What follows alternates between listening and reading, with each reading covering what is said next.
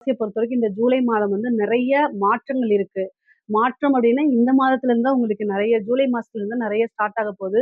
ஒரு சிலருக்குலாம் இடமாற்றம், அதாவது தொழில் மாற்றம், உத்தியோக மாற்றம், வீடு நீங்க இருக்கக்கூடிய வீடு மாற்றம், சில பேருக்கு வாகனங்கள் மாற்றம், இந்த மாரி ஏதாவது ஒரு மாற்றங்கள் இந்த மாசத்துல இருந்து உங்களுக்கு ஸ்டார்ட் ஆயிடும். அதே மாரி நெறைய அலைச்சல்கள் இருக்கு.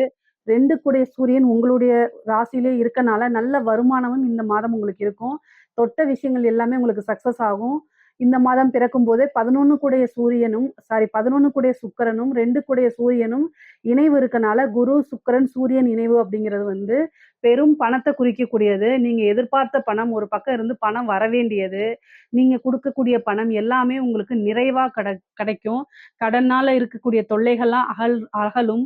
இந்த மாதம் வந்து என்னன்னா 2ஆம் இடத்துல உங்களுக்கு கேது இருக்கனால, பணம் முடக்கங்கள்ல இருந்து வெளியில வர்றதுக்கு உண்டான அமைப்புகள் இருக்கு. முக்கியமா குடும்பத்துல இருந்த ரொம்ப நெருக்கடியான பிரச்சனைகள் எல்லாமே இந்த மாசத்துல இருந்து உங்களுக்கு சால்வ் ஆயிரும்.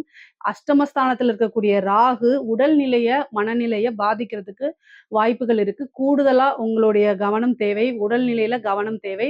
வண்டி வாகனங்கள்ல போகும்போது எச்சரிக்கையா இருக்கணும். 9ஆம் இடத்துல இருக்கக்கூடிய சனி வந்து அஷ்டமாதிபதியாவும் இருக்கனால, கவனம் தேவை. உங்கள யாராவது புகழ்ந்து பேசினா, ஏன் புகழ்ந்து பேசுறாங்க? எதற்காக? நம்மகிட்ட இருந்து அவங்களுக்கு என்ன தேவை? அப்படிங்கிற விஷயங்கள மனசுல வச்சுக்குங்க. இல்லைன்னா, ஒரு சில ஏமாற்றங்கள சந்திக்கிற மாரி வரும்.